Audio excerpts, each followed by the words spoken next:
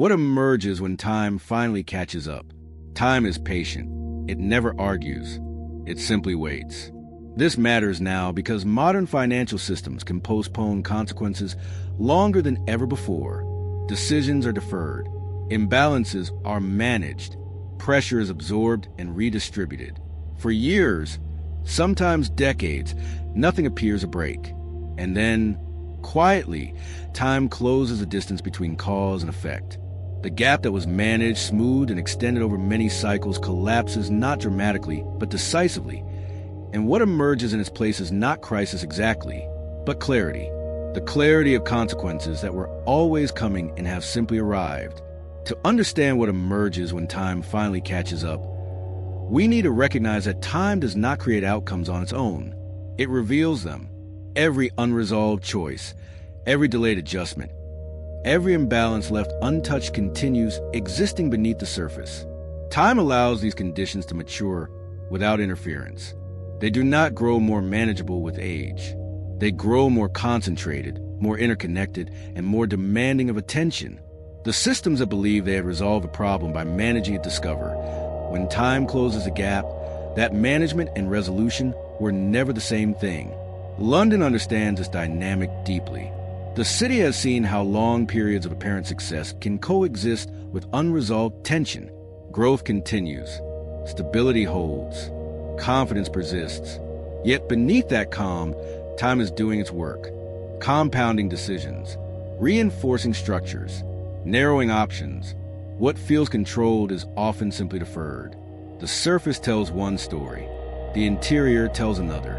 And time is the force that eventually makes the interior visible. At first, the delay feels like mastery. Systems appear resilient. Risks seem contained. Outcomes remain orderly. But time does not forget. It does not average outcomes. It accumulates them. And the longer consequences are postponed, the more concentrated they become.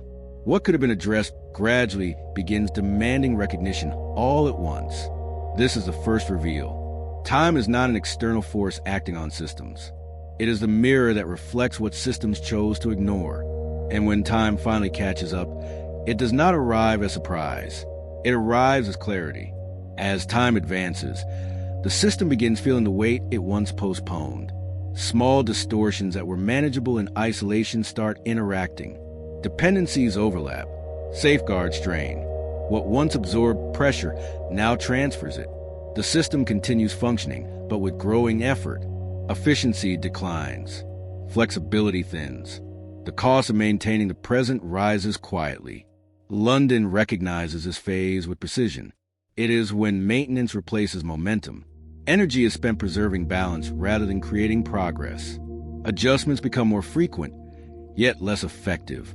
Each fix solves a symptom while leaving the cause intact. Time tightens a connection between choices and consequences. The system that once felt insulated from its own history begins to feel that history pressing in from every direction. This is how clarity forms. Patterns emerge that were invisible before. Trade-offs become unavoidable. Outcomes begin aligning with long-ignored signals. Participants sense a shift. Confidence becomes conditional. Assumptions are revisited reluctantly. What felt permanent starts looking provisional. The system does not collapse. It clarifies.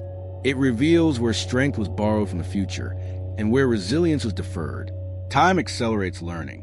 What was once debated becomes obvious. What was once denied becomes undeniable. What was once optional becomes necessary. London understands that this is not punishment. It is accounting. Time reconciles decisions without emotion. It simply balances what was taken against what was given. And when the balance is due, it demands recognition. This phase is uncomfortable because it removes ambiguity. Excuses fade. Narratives thin. Reality sharpens. And with clarity comes choice, not the freedom of early decision, but the responsibility of late adjustment. The system can no longer pretend it did not know. Time has made sure that. The conflict emerges when clarity meets resistance.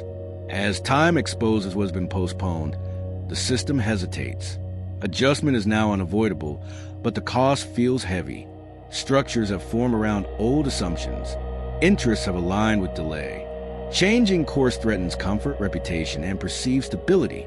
London understands this moment well. It is when recognition arrives before readiness. Everyone can see what must change, yet few want to move first. The system resists not because the truth is unclear, but because acting on it feels disruptive. Time has removed doubt, but it has not removed fear. This creates tension. Those who benefited from delay defend continuity. Those harmed by it demand correction. And the system itself tries to preserve balance while shifting underneath. Pressure builds unevenly. Some areas strain immediately.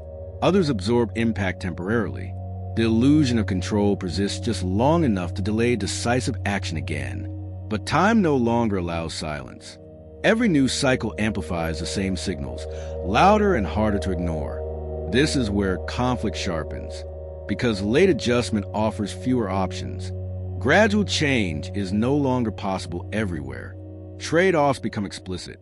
London recognizes that this phase defines outcomes more than the crisis that preceded it. Early mistakes shape conditions. Delay harden them. But this moment decides how pain is distributed and whether renewal is possible without rupture. The system stands between two paths. Accept discomfort now and rebuild deliberately, or defend the familiar and allow time to impose correction instead.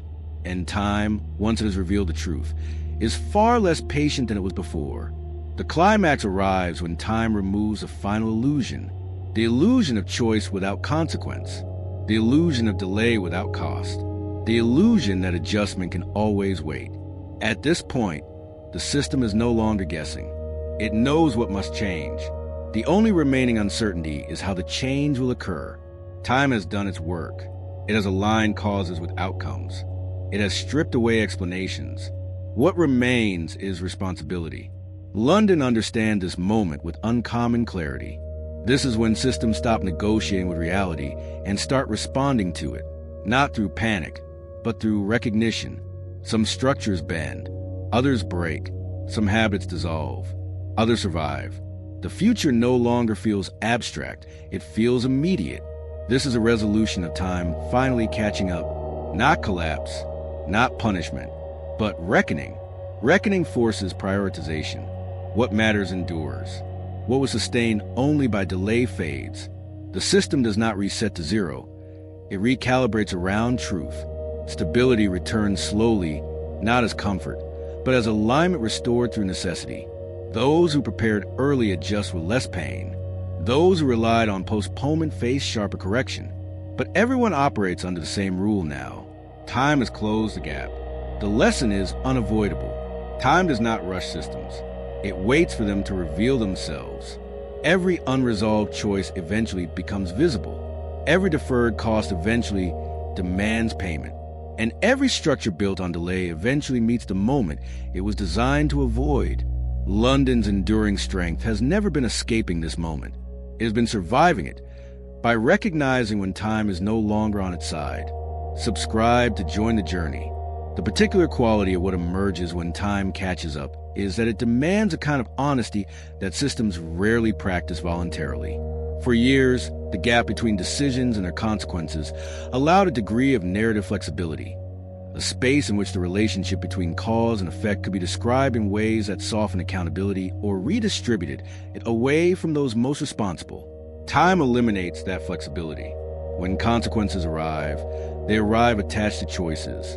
The connection that deferred accounting allowed to remain obscure becomes unmistakable. And the participants who understood, even dimly, that something had been deferred now faced the full legibility of what they chose not to address when addressing it would have been less costly. This legibility is not comfortable, but it is valuable. Systems that go too long without honest accounting of their own choices lose the capacity for genuine self-correction. They become skilled at managing appearances and unskilled at managing realities. When time finally makes reality unavoidable, the shock is not merely financial or structural. It is epistemic, a reckoning with the fact that the story the system told about itself was not quite accurate, that the confidence expressed was not quite warranted, and that the postponement of honesty, extended long enough, becomes a form of institutional self-deception. The systems that emerge most intact from this reckoning are those that convert the clarity time delivers into institutional learning rather than institutional trauma. They treat what time revealed not as evidence of failure, but as information, detailed, unambiguous, and hard-won information about where the real vulnerabilities lay and which of the long-standing assumptions were bearing less weight than they appeared to. London's financial culture, at its best, has been capable of this conversion. It has been able to receive the verdict of time without being destroyed by it, to absorb the clarity, acknowledge the cost, and use both as a foundation for more honest, more durable structures that must be built to replace the ones that deferred reckoning could no longer sustain. What a